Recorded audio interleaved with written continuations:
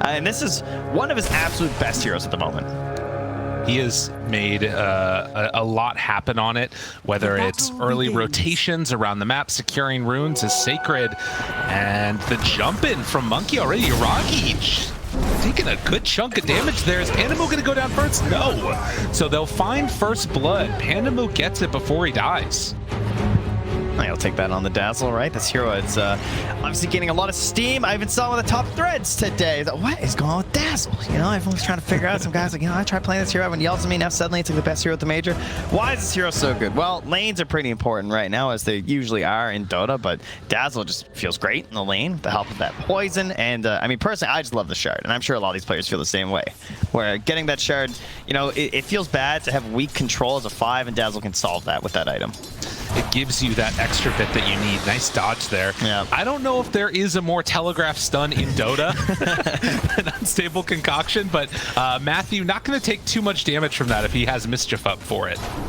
And this is those position 4 Monkey players, they like to look for lanes that they can abuse, whether it's like double melee situation, or in this case a melee support that has to get like a little bit close, and with telegraph damage like that, it's sort of a perfect scenario here for Matthew. So this of course is going to force Seb to just throw the concoctions over onto Sacred, but the synergy from this lane will come out with the help of the minus armor and the treants, because you're going to be weakening that defense that they have, and you're all going to be right clicking, so that is at least one nice aspect. I do think, however, that Sacred and Matthew should be able to do very well in this lane. I think that if they get like a kill early and they keep the like the stats coming, get a little bit of regen going, I feel like they have the strength here. I mean, they are definitely already doing that. You see between the two of them, 7 and 2 in terms of last hits. Yeah. And Nature's Prophet, rare that you see it this low, but Iraqi having some trouble. Matthew's doing a good job of getting some of the last hits on the range creep with the Primal Spring, and of course Sacred and Matthew playing together on low ping. They're able to get a good chunk of those denies. The weights are off, you know, exactly. taking off the shackles. It's true. Yeah, it's usually very difficult to deal with the treants in the lane. They're doing a great job. But down bottom, we have a Templar Assassin in the safe lane versus the absolutely terrifying duo of Taiga, Enigma, and Amar Timbersaw. This guy does not get to play this hero very often anymore. It's a rare sight to see, as most teams are going to ban it out, but he's been given it here. And it pairs very well with Taiga on this Enigma. Of course, sometimes you want a position 4 that maybe roams a little bit, heads to the mid lane, can get some kills done with a Timbersaw since you can give him that space. But why not go full greed with an Enigma? And then, you know, you don't even have to farm your own camps and stacks as Enigma. You can often sort of rotate into that enemy jungle and maybe pressure mid lane a bit too. Oh, it's very nice, yeah. And getting that extra space out there, and particularly if you can get to the later stages of the game, allowing Taiga to really scale, that's been a recipe for success for them so many times. But already, I mean, the thing that the panel talked about, the danger of this Thunder lineup, they're winning the lanes, and eventually they're going to make that move over for Roche, like Sheep was talking about. We'll have to see how that goes, but coming out on top right now across all 3 of them. And of course, you have much better ability to rotate to make some kills happen with that Nature's Prophet, as Alone going to try and get some damage down to BZM. Actually takes 2 tower shots for his trouble, and is going to have to back away just sitting on that Quas. This is a painful matchup, as you hear the panel saying. It's just not one that really goes in Invoker's favor. It's great for the Kunkka. It's not a huge win, of course, as most mid matchups don't feel too terrible these days, but you know that there's a chance for a kill at level 6, and that can always be a bit worrisome. And you know, maybe you just take one step the wrong direction, you get X marks, especially if some sort of a rotation comes through. So you also have to be cautious here. As up top, Yagi gets jumped under the tower too. Look at that damage. Yeah, and Matthew's willing to go. Does get the cookie afterwards from Sacred. So the team covering each other, held onto that Fairy Fire the whole time, no worries. And the salve back up. I mean, they're playing this top lane very, very well. Yeah, Seb tries to get a punch, doesn't even manage to. That was a lot of confidence there. Matthew makes it all the way over there to body block the small camp. Really well done. It's really hard to manage the creeps versus Nature's Prophet in general, right? Because he can always block your camps with his treants. He can even do shenanigans like pulling waves and stuff too. Oh my god. And that Orb of Venom, he is hitting. Is set. I mean, he does have the stun though, so should be fine here, but it's going to take a beating on his way back to that lane. Yeah, Matthew. 8 wand charges too. It's like you don't want to bound those because then there's like TP and stuff too, so it's just a good old smacking. Yeah, and I don't know if he feels comfortable going back to this lane. He's going to try and cut down some more trees. He's just out of there. That's not much more to it. Dang. That actually kind of gives at least some space for Yuragi, though, right? Because like without Sacred and Matthew there, it's harder to kill the treants. And yeah, instantly back though, because that's the power of Monkey King. And a chance. Do they want to go for this? I was wondering if they're going to go Cookie, but Sacred kind of low on mana. It's almost better to just keep pressuring, right? 'Cause, I mean, obviously killing Nature's Prophet would be great, but at the same time, as long as you're holding him down and slowing that ability to pressure, like he can always just TP back in the lane anyway. Right. And Amar, we always knew he was going to start catching back up again as these levels came out. And currently doing okay, a little bit behind, not the biggest thing in the world. The levels are probably where the bigger issues are going to reside here. But there hasn't been a huge separation as of yet from either of the cores. As Gaz moves over. Instead, they turn their sights onto Taiga. The slowdown's there, and with a couple quick punches and a meld strike ready, that is going to be a dead Enigma. Yeah, you can kind of see how that death happens, because he's pressuring in there with the Malphus, and he had the Demonic Conversion ready, right? So he's like ready to go Eidolons, but he's waiting for that perfect moment where they can get the kill on the Dazzle, and then suddenly it's not working out, and the TA comes over, and you're just dead. So like, it kind of looks like you fed, but at the same time, you were close to a kill. Yuragi goes down now, and Seb trying to make a turnaround happen. I mean, the early pressure that you get from this lineup, Thunder, they've got a lot of like just firepower at the early goings here. Yeah, this is where you want to see like the mangoes coming out, the sticks, the wands, everything like that to keep up this pressure, right? And Matthew doing the best possible thing, going to grab that bounty rune away as well. Yeah, Take a little bit of time. They've lost Yuragi. Take away all of the potential to come back. Because we have an issue where they, of course, have a couple obvious objectives in terms of the Roche, and then it comes back to the Ancient stacks as well, which will be there for Pakos too. So there's this idea of how much do they want to pressure and play into the dire jungle, and how much do they want to sit back, as the rotation is coming to that top lane. Matthew takes some damage. Sacred as well is in some trouble. Yeah, that as soon as we talk about it, they immediately go on in to make a move to stop this. But Matthew, can he get the jump away? Oh, it's just barely not off cooldown. Couple more punches coming in, and body blocked. Able to dodge it. The Mischief needs a couple more seconds, but can't get it. Not quite there yet, you know. It's Monkey King players. They don't buy boots very often. So we'll see if he eventually gets them. So good rotation there by BZM, much needed. And going for the Quas Wex build, but not going for the Urn. Instead opting to just try and build into more of the right-click build for this Invoker. Yeah, we do have an Urn on Taiga as well, too, so he can at least help cover that. I mean, Taiga likely to play a little bit of teamwork here, right? He's not like a mega greedy Enigma player, I would say. Likes to be involved. Yeah, OG as a whole unit, they love these earlier engagements and skirmishes, too. So even when you see a lineup like this and you're imagining some heroes that don't necessarily like to get their hands dirty that early, they're, of course, always willing as a squad to do that. BZM, he knows. The X is there, though. Mortimer's Kiss is coming out afterwards. Seb makes the move, the jump forward. They will find BZM for the finish.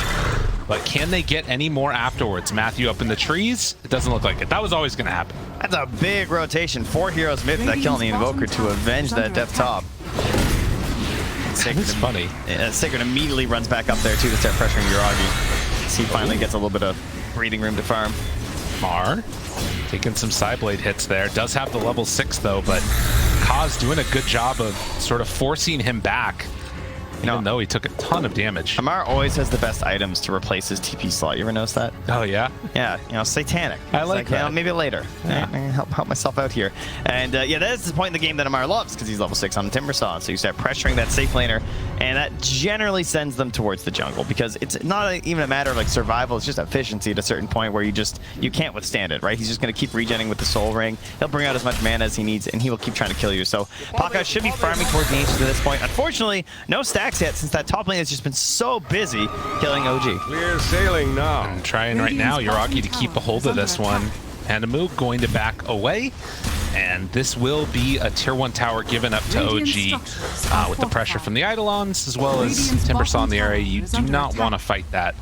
And as you mentioned, no stacks in the triangle for the Ancients, and also no move as of yet to go in for the top tier 1 tower. They might be able to find something. Yuragi caught in a bad position, phase boots forward, and will find their man. Matthew there, the torrent connection after the fact, and Yuragi tries to get away, but there will be no escape. And Seb has now moved up to that top tower to try and increase their ability to hold it there since bottom was taken. Can throw out some Acid Rays, but realize this is too dangerous for me versus a monkey and doesn't want to feed, so it's going to back it up a little bit there. Paga's still down in that bottom half, not able to really make anything happen up top, and a couple stacks being made for him in the meantime. So this is pretty nice, right? You keep clearing up, playing down here, down bottom, where you feel at least relatively safe. Then you can go for those ancient stacks so there's more and more value. Pandamu's going to do another stack now, so this will be 2 triple stacks in the triangle for him. Not a lot of concern that OG is going to come and deal with this, I don't think. No, it'd have to be a big timber rotation or something like that to actually find an avenue to come on in and fight that, but they do instead make the move towards the mid lane, and this is again the power of that Nature's Prophet playing in position 1. Got Forge Spirits out. Alone has no TP. Aggro. They need the Kunkka. All right, now I'm talking about how there's not much opportunity to contest, but if you lose that mid tower too early, that can be very dangerous. Paster. They give it to Taiga, actually. He is very close to level 6. PGM was trying to TP up top to help Seb for a kill. And instead gets caught. Taiga's there. He has level 6 now, looking for the black hole. He can find it onto both, but they can break it with Sacred as well as Alone.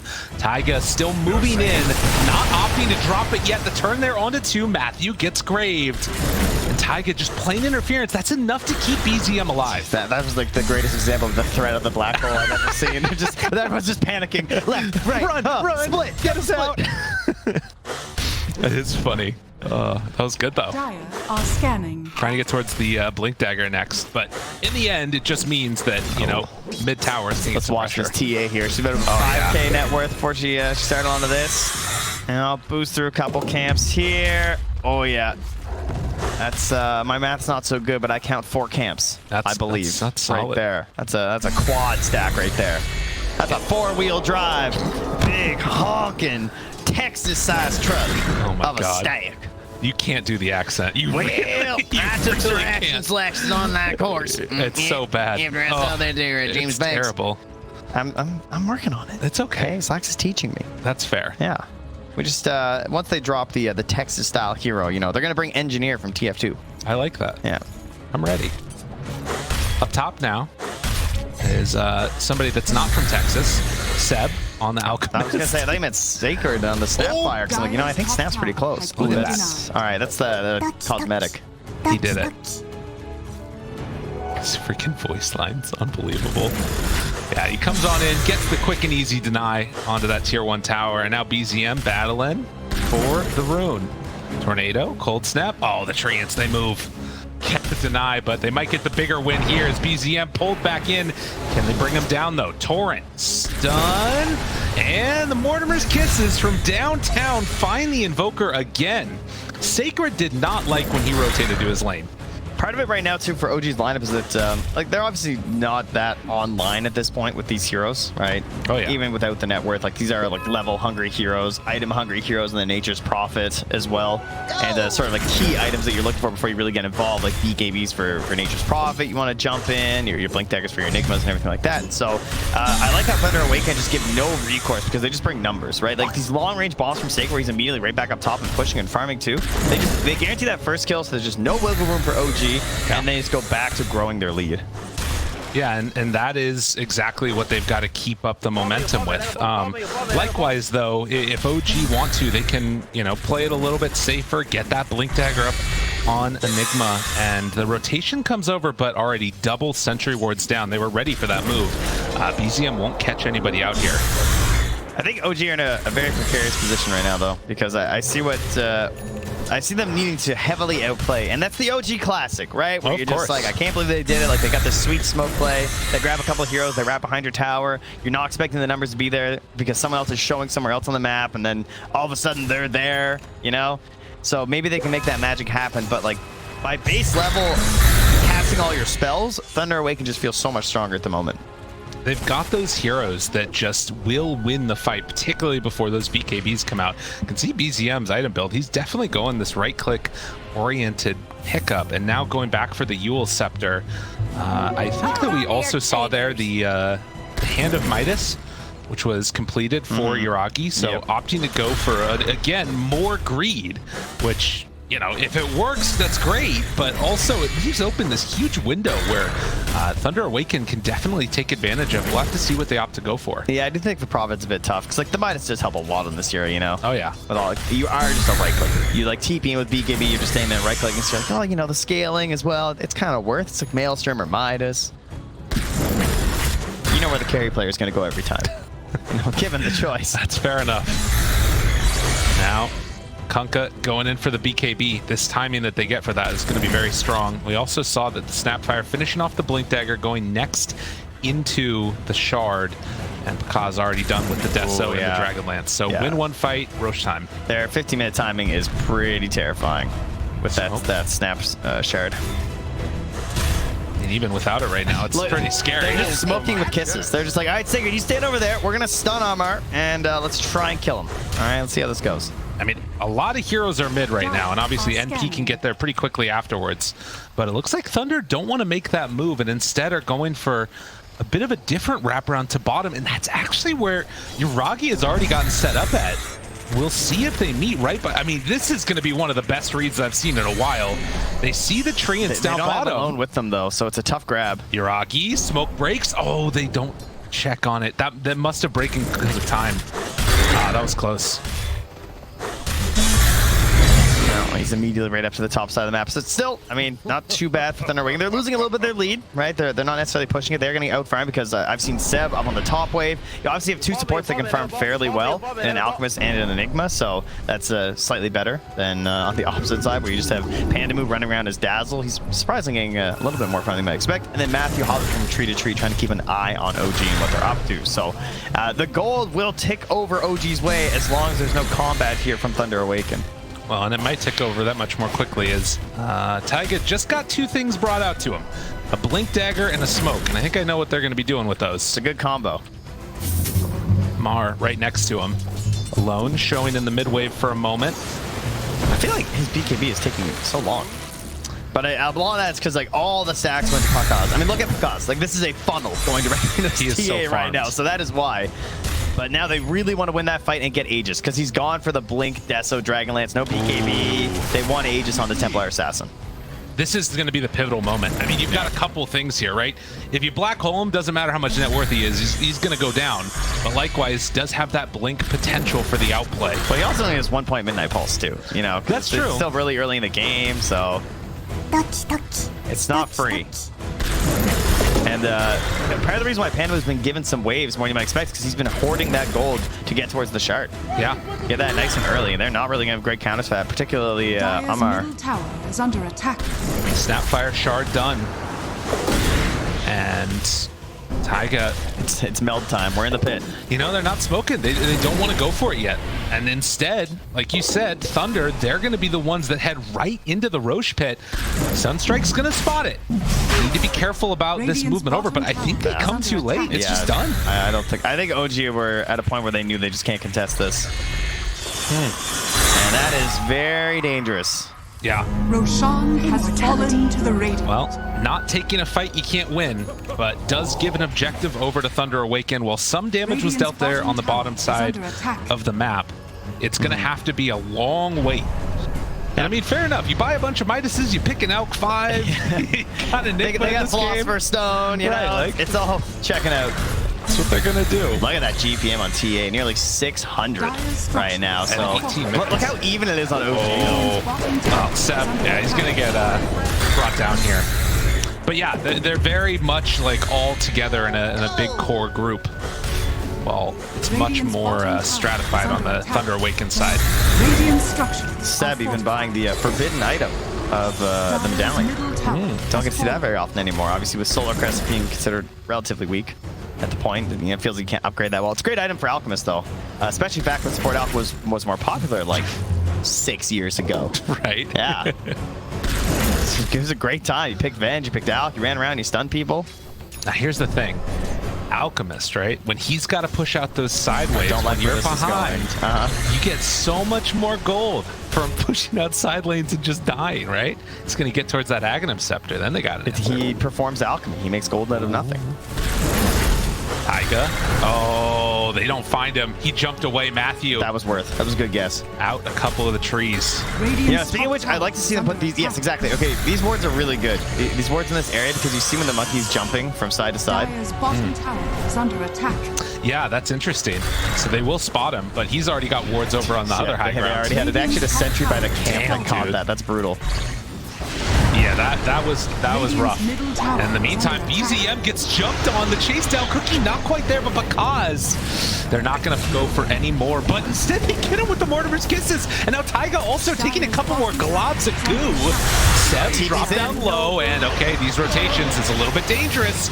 And to move the turn, there's going to be the X, the boat coming out on to the Timber. He catches them mid-chain, and some weird stuff happened up the Force Staff. But will they have enough to bring down Seb? It doesn't quite look like it. They have vision though in the trees. He's going to give away the win. You know, they probably knew at that point anyway with how the fight went. Just clear it up there from Seb, saying, yeah, 100% definitely a ward up there. And there was still a tier 1 tower. Thunder Awaken definitely taking advantage of what they need to with this lineup, right? You have to push the envelope right now with this Aegis. This is the most important timing with your draft. You understand that you're stronger and you must push, but man, you look at that net worth chart. It's incredible where OG's at right now. Like, they are just fully maximizing the map, and I'm a little worried. I do feel like we've seen this a couple of different times in this tournament with different teams. Good blink away there, but the X... Wait, did he actually get out? Yeah, I think he actually illusion. Okay. But regardless, they end up getting away. Radiant's top tower is under And attack. it's one of those moments to me where I feel like we've seen it a couple of different times. It's because apparently wanting to use this Aegis here. Stun, Grave, down low. Iragi moves in. The X afterwards going to connect. Matthew ready for the turn.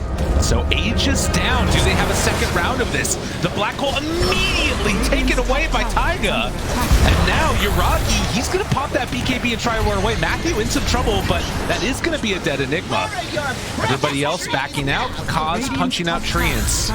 And so the Aegis fight ends up just being a trade. Both of the supports. Yeah, Thunder Awaken tried something very sneaky where Pakaz tried to meld sitting on that sentry for a long time, hoping to start a good fight, hoping it would just be like lower numbers, but OG had them all there. Good play by him to get out of there with that Force Staff. One thing that OG is so good at too is just dumping everything on that one target, like coordinated. You know what I mean? Yeah. You can see the communication where other teams will struggle with this. Like maybe that TA, like there was a Force Staff sitting back there with the Grave there as well from Panmu. I thought maybe they'd get a save, but not quite able to. And it's actually, in fact, going to be OG that get the first tier 1 tower, or tier 2 tower rather. Because gets stunned for the moment. Alone is there. X on to BZM. Then Namar moves in. Sacred in some more trouble here. He's got to go for the cookie away. And Namar able to dodge the sun. Pandamu throws out the Grave. Sacred in trouble. Dazzle is dead.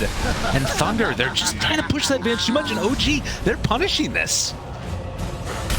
Also, they definitely don't have a Force Staff. They have Cookie. My bad. Only Seb has Force Staff. Good old Seb. I think that it is interesting how much we've seen Force Staffs get picked up recently, though. It's definitely coming back into vogue. I think it's a lot of the meta heroes too. It just feels like, you know, we're getting into these. It's always nice for like the Razors, that little bit of spread and a split. This Nature's Prophets can be kind of helpful for them as well. Try to save yourself from a sprouting here. So, and this goes back again. Why are we at this tower anyway? Why are we fighting here again?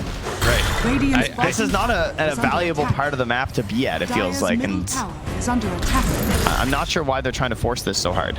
I mean, that is the interesting thing, right? Because obviously Black Hole down, you feel like you can make something happen, but why there?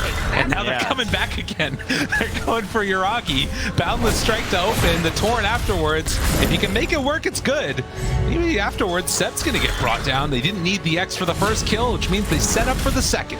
Well, I mean, you know, they say play around your vision, so they just do that for like 4 minutes, and eventually it does pay off with a couple more kills, but we've seen this like global mobility that OG's showing off already with the Nature's Prophet, the boost of travel on the Invoker, and so even if you're like getting kills here, like what's the overall goal? And like they still didn't get the tier 2. Right. So this eventual hope of that Aegis that was burnt rather quickly was not actually achieved. Yeah, you can see in spite of the Aegis, in spite of how good a lot of these fights have looked for Thunder Awaken when they can take them, that sort of probability, the net worth lead, all these things, very much a 50-50 game. So we'll have to see if Thunder Awaken can try and build up some more momentum here for themselves. It's such an interesting draft from OG because it feels like once you get past that just first hump of like not getting instantly rolled and snowballed out of the lanes, it feels very difficult to deal with because maybe they're not ganking you that well. I mean, even now, it's like the first time BZM's like getting out on the map, right? And using this Ghost Walk here to grab this kill on the Sacred. But playing on their own side feels really strong, as you can see by how well they were able to hold that bottom tower despite how many resources ThunderA just kept throwing at it. Yeah. And then when you dedicate the full squad to a situation like that and you just get out-farmed across the rest of the map, then ThunderA are just losing out the whole time. Well, and you've sort of got this other looming threat of the BKB black hole, which is about to be up. Like, all of these fights have taken place without that tool being at their service. Like, the one black hole we had was like a second before the Hex came out from Dazzle. And I'm a little worried. Like, all I'm going to say is this is the weirdest heat map you're ever going to see in the entire tournament. Yeah. If you took a heat map of this game and where the Radiant team played, it is so odd. Like, all down It's there. just bottom the whole time. Like, they went top for Roche once, and that was it. And then we just decided to dedicate our lives to the bottom half of the map. And, like, I mean, I can see how they're incredibly strong in those enclosed spaces where they can, if they get up and they control that triangle and they take this tier 2, it's a really good spot for a support Monkey King to fight because your Wukongs is pretty important and your Boundless Strike creates very good lines and angles to enclose these spaces. And very similar reasons for a Kunkka, too, with boats, right? They're going to cut down Matthew here. Yeah, they got him. Give him the old whip. BZM comes in for a couple punches. No mischief for the save. Instead, they drop the kisses again. Sacred, he's pretty good with them, but it's not actually going to turn into anything here. And now they just don't have kisses. So Thunder struggling over the last couple of minutes, and OG pulling it all together. They've been able to wait out their timing. They've got Orchid, BKB done on Yuragi, DD also in hand, and Roche, it's a pretty quick spawn. I don't know if they can freely go into that. There is that trap still sitting around, and Pandamu, Oh, that's a great target. runs into everybody. Hello, hello. Crave right on himself at the start. That's pretty cool. We'll get off the poison touch afterwards. X is there. Do they have enough to bring down one of ours? Stun for the black hole. The turnaround. Oh, he saves his buddy. 3 and 4, they go well together. And the turn was so good, and the lone is going to just barely get out of there. But Pakaz the savior, Pakaz the hero, Pakaz the Pastor. Is it happening? Oh my God, Thunder, the chase down. Amari's got to run, he's got to get out of there. It was looking good for so long, and then the turn from the TA was just unreal. I actually can't believe that play though from Taiga. That was such a good black hole. I thought they had, I was like, oh, like I thought jumping Panda was so good, right? Because like the separation was fairly strong there from ThunderA, and they're kind of out of the way, and they're gonna just like blow up this Dazzle and keep going, and then starts turning these crazy heals that this hero has now on Dazzle, actually able to save himself, but then no, Taiga comes through, TA comes through, and eventually it's like kind of even except for everything that Pakaz got. Yeah. Like everyone else was just like whatever about this fight, and he got 1,277 gold. Yeah, that is wild. I mean, this is why. Look at Dazzle. Look at that. The heals out of that grave is actually ridiculous. And because they sort of like ran out of cooldowns, ran out of damage, but man, Taiga gets in there in the perfect possible moment. And then suddenly, you know, Papa's here. Comes in for the cleanup. I mean, that's the thing, right? Everybody's focusing alone. Who manages to escape? Oh, and now they look for more, though. Seb already down very low. The rest of OG trying to get out. A couple of sideblade hits. It's not quite enough. As Tamar going to be controlled. Has a melt strike as they come out of this one. Looks for the stun, but the BKB was right there. He held it that entire time. Trying to escape. Mortimer's kisses from downtown. They disarm on the Monkey King. Taiga gets the stun afterwards. But Pakaz unstoppable. Force staff through, looking for more, but there's nowhere else to go. I mean, OG are doing a fabulous job of dodging these fights. Yeah, great disengage here from them, but this whole Aegis and that fight on the Ancient has been given a second life here to Thunder Awaken, where they really needed this to try and re-enable Pakaz again. They're sort of struggling on the map, floundering a bit, losing this space. Now this Templar Assassin, she is humongous. She's got 1,000 gold per level right now. The Aghanim Scepter. 23. Yeah, she is all over this map, right? And this was what they were struggling with, was trying to get everywhere and trying to control the spaces. So getting the Ags is, it's kind of a scary investment, obviously, because you're not scaling a lot of your damage issues, but you know, if you can just be there, I think they've got enough damage. And I think that it's worth reiterating again, like these like young players coming in, a rivalry that's developing between, you know, different regions across the way. I know, that's insane. He's got more than any other two heroes. I'm pretty sure that's how the math works, but I mean, it's just really, really cool to see that, you know, still get young players in, absolutely wrecking, whether it's Taiga, Enigma, Yuragi playing this MP, Pakaz owning on the TA.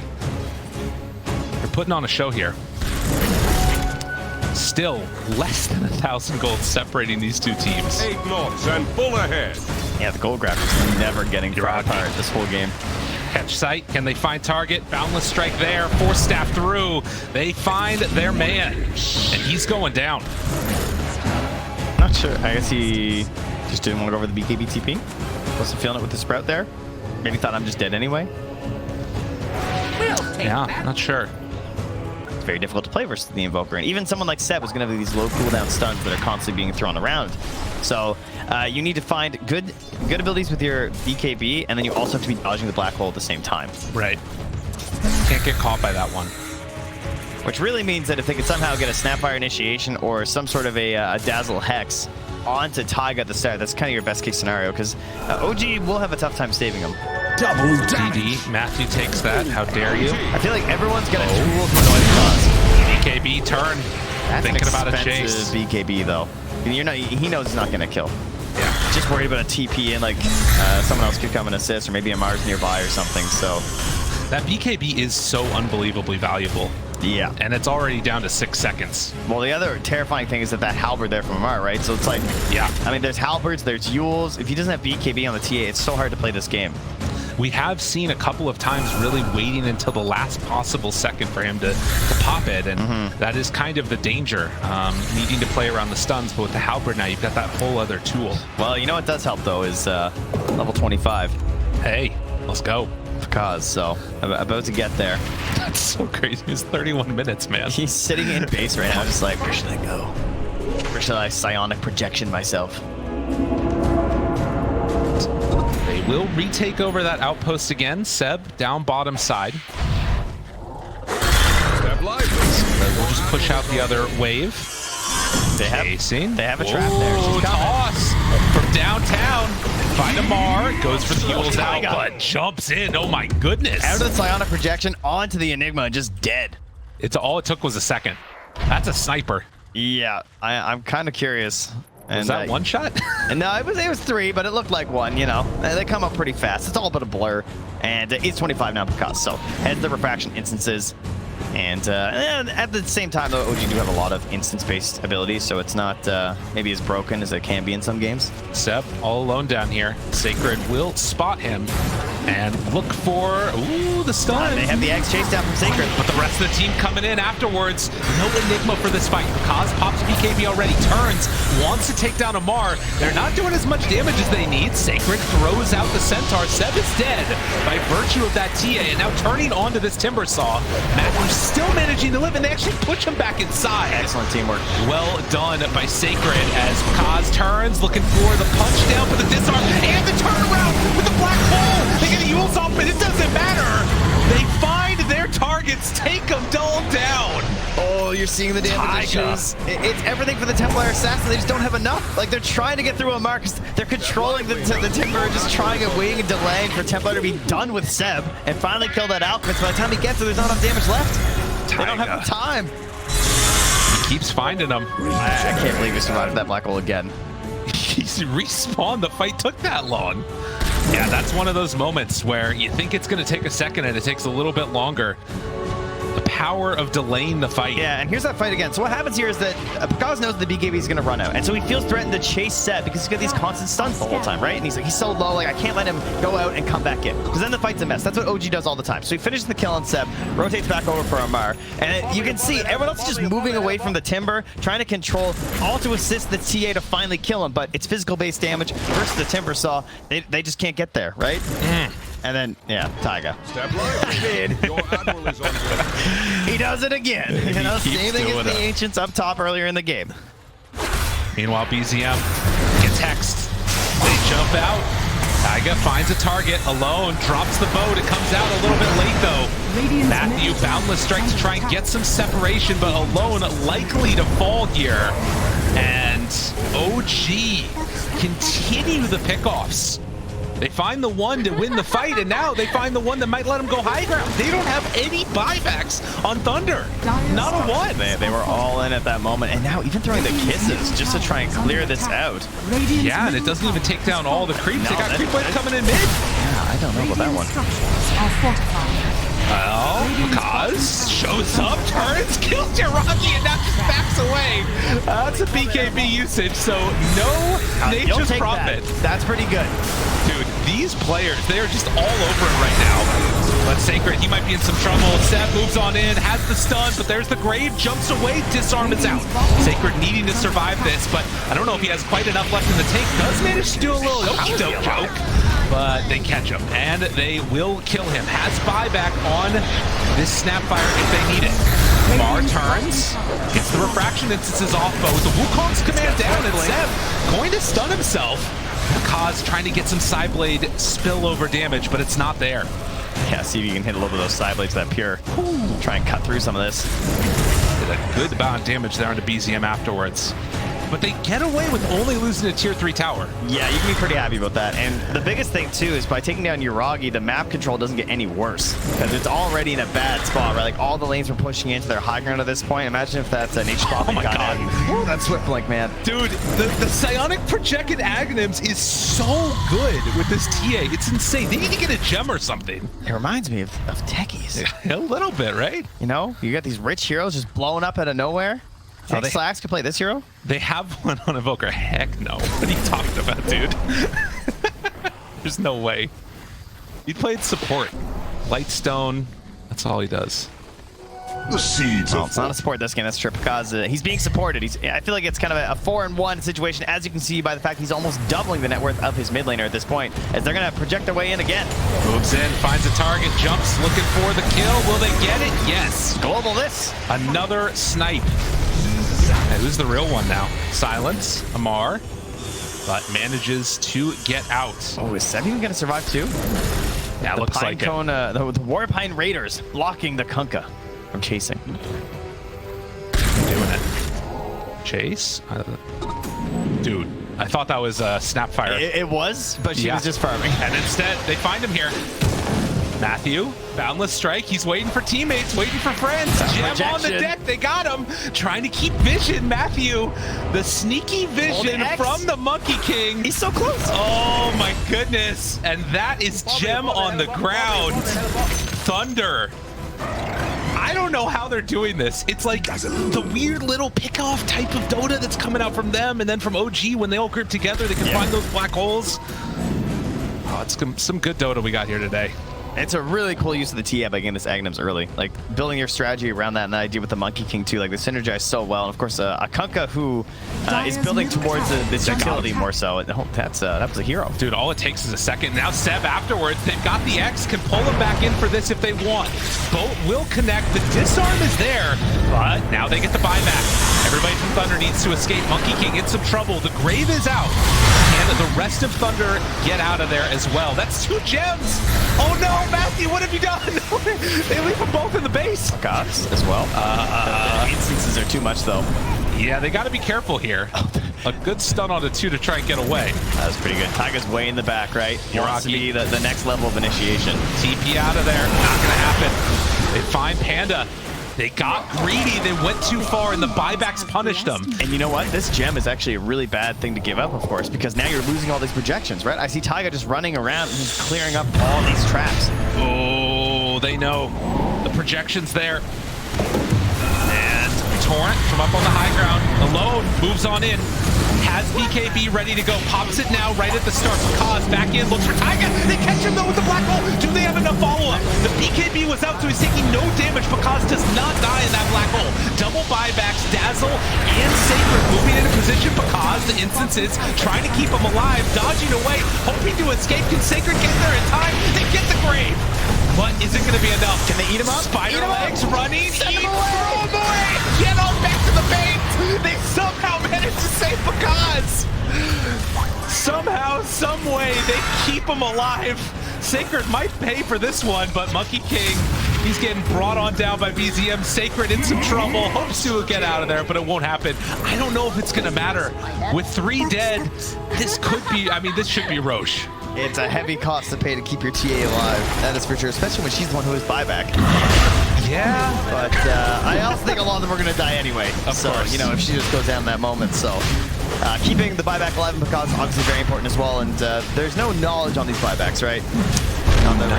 No, sorry, there's no save. Oh, that's right. He bought that to get back in to get the save in the first place. So, of course, they're going to know that Snapfire is not coming back. So, definitely an opportunity here for OG if they want to run it. And one of the times that you see a refresher shard and are very happy as Enigma will have it ready to go. God, that dive in and Matthew losing both the gems, that one hurt. Hey, yo, that's I just saw the cost out here. That tier 2 tower is still up. Hey, man. That's where it all started, you know? Yeah, true enough. So this game got weird. Leveler there has the Scythe of Vice completed.